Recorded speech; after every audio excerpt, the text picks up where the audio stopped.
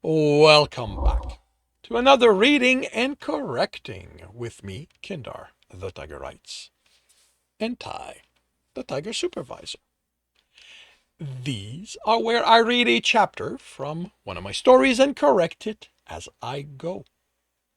If you want to listen to these live, it's every Tuesday morning, 8 a.m. Eastern Time on Twitch. And if you are looking to support me, that is on my Patreon. Today we are doing chapter 53 of The World Witches. When I see light in the distance, I breathe easier. Dennis, I see your light. I should have messaged her as soon as I started running, but I'd been focused on looking in the intersections, trying to make out anything as I backtrack. She's a lot further away than I expected. The light pans around frantically until it points in my direction, then the floor. Are you okay? I ask. I call. Are you okay? I call. She nods. I saw something. She points down the other branch of the tunnel. Big, then it vanished in the dark. I looked the way I came as I reach her. The direction the tunnel goes and that branch. Are you sure? I think that's how we came. There shouldn't be anything behind us. My confidence wavers as she nods. There's always the possibility something came from one of the other branches, but big? Things in that direction should be lower level. Why did you come this far? I tried to make the question neutral, but she winces. When I grabbed the light and they were still coming at me, I panicked. Then I tried to follow the sounds of you fighting, but they bounced on the walls and I got turned around until I couldn't tell where you were. Then they stopped and I saw that thing and I screamed. She looks away. Good thing you did. It got me heading here and it might have scared it away. I finished my healing bars. I consider something. Dennis. Brendan, did you hear me fight from where you are? Brendan. No. Did you win? Dennis. Would I be regaining health if I hadn't? Brendan. Good point. Dennis. The thing is that Silver made it pretty far and still heard it. I think you ended up in a completely different branch of this dungeon. I don't know if just going forward is going to lead to us joining up. Ellen.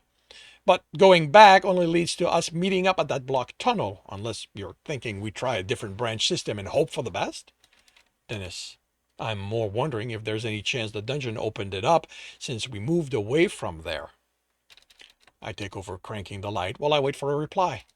Brandon, okay, why is that not? Brandon. I guess that's a possibility, but we've moved pretty far from there, and to go back and hit that wall, I think we're better off continuing forward for a while more, and if we don't meet up, then go back and see if it's open. Worst case scenario, you two can exit while me and Hal look for the way around. For the way around. Dennis, we aren't leaving you behind. Brendan, it wouldn't be leaving us behind. You would be camping at the entrance until we make it out. Trust me, we're going to have to end up really deep before the dungeon throws anything at the two of us that will be a problem. I glance at Silver and she shrugs. Dennis, okay, we'll keep going, but while you might not have to worry about the monsters in here, those centipedes nearly had me, and only 2 of them were level 9. Brandon, just take it slow. Retreat if you have to until they stop chasing you. It's not 100%, but most monsters and dungeons are linked to an area. Once you're out of that, they forget about you. Just don't run into another monster while you're retreating. I don't point out that's what we've been doing. At least knowing there's a chance we can outrun whatever's after us is good news. Are you ready to keep going? You know what? I ask Silver. If I can't play, I don't know how useful I'll be. I squeeze her shoulder. You're helpful even without your music. Any scratch you give them, any scratch you give them, any scratch you give them helps. And there's bound to be a point where the monsters won't be as sensitive to sound. What do you think the next monsters will be? She whispers as we start walking. What do you mean? Well, it was worms, then flies, then spiders, then centipede. It feels like a progression. What do you think comes next? I don't know. I guess something that would be larger than centipedes? Not that I know what it might be. Frogs? When I shine the light on the dead centipedes, we pause. I'm reminded that I should butcher them for the skill boost, but I'm already covered in some of their entrails, and that's more than enough for me.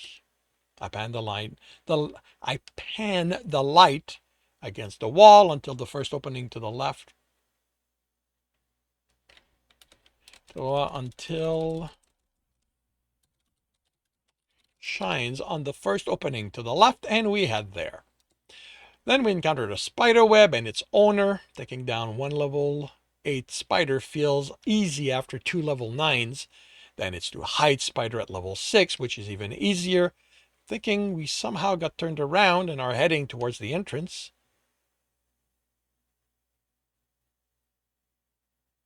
I'm thinking.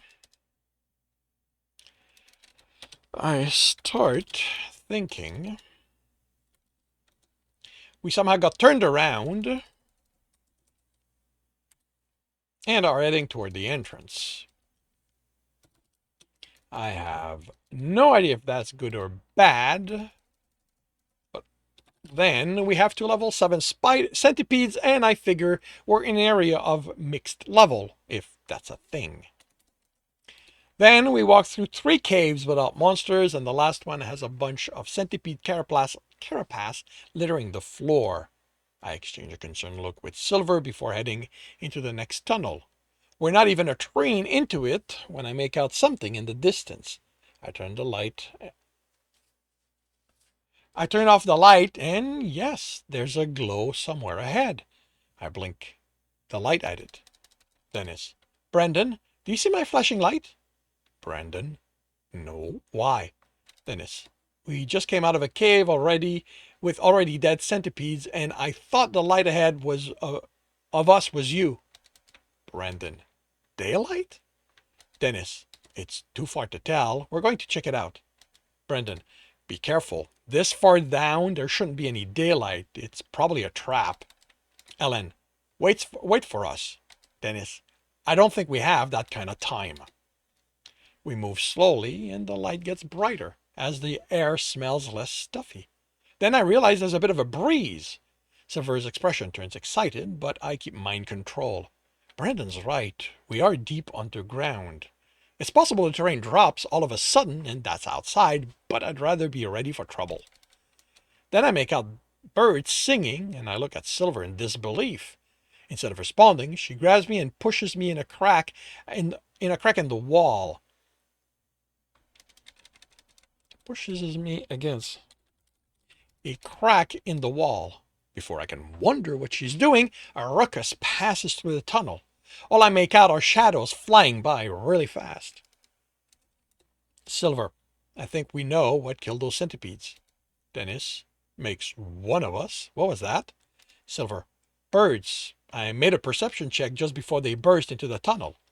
Dennis, then that's outside? Now I'm excited. When the long-ass flock is done, we head for the light, cautiously.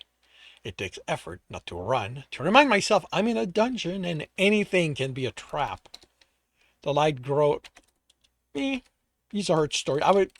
Part of this feels a little bit like I'm giving information that he shouldn't have, but he's heard stories. So, yeah.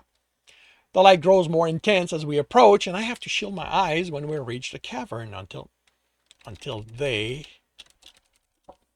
have adjusted somewhat. It's still far too bright to be comfortable after so long and with only the crack light in my ring for illumination. The one thing that's quickly evident is that the exit isn't at our level. I shield my eyes again as I look up. The cave is the bottom of a chimney that opens to the sky.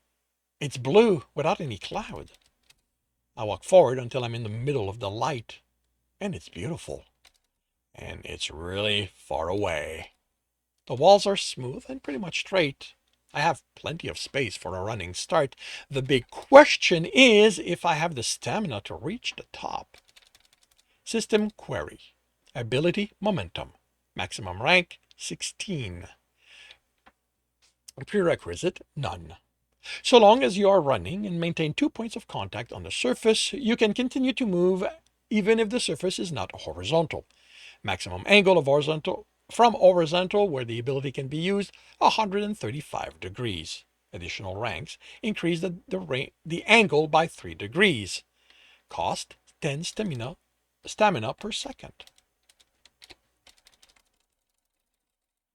Statistics pool. Hit points 265. Mana 90.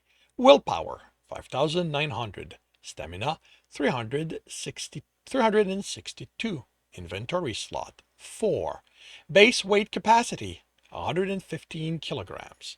Base damage 11.5. Damage soak 54.39. Running speed 17.3 kilometers per hour. Can I reach the time? Whoa, what?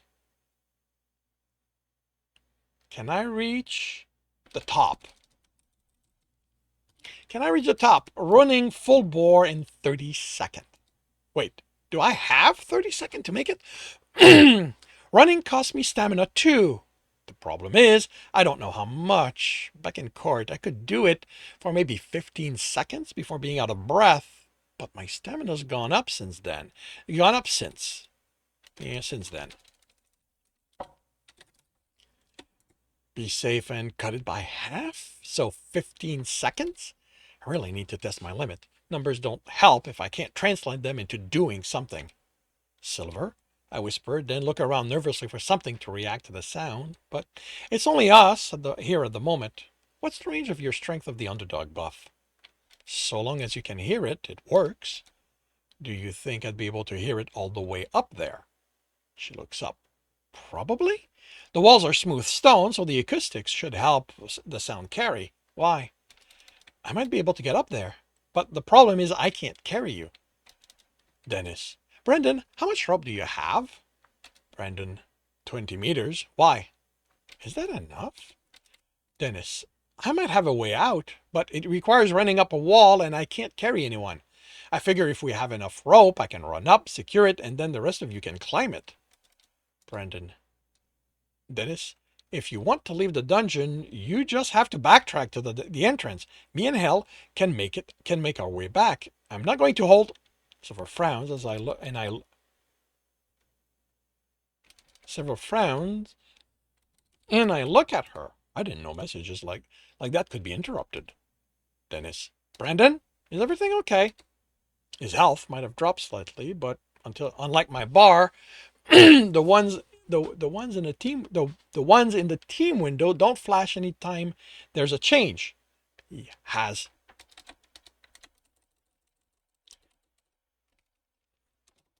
so much, I can't be sure I'm not imagining it. Dennis? Silver calls, sounding worried as she looks in the direction we entered. Then I hear it. The ruckus is getting louder. I look around for a place to hide, but every other passage is just as far from me, and I can't seem to decide on one. Then Silver tackles me to the ground, and the light is swallowed up by the flock.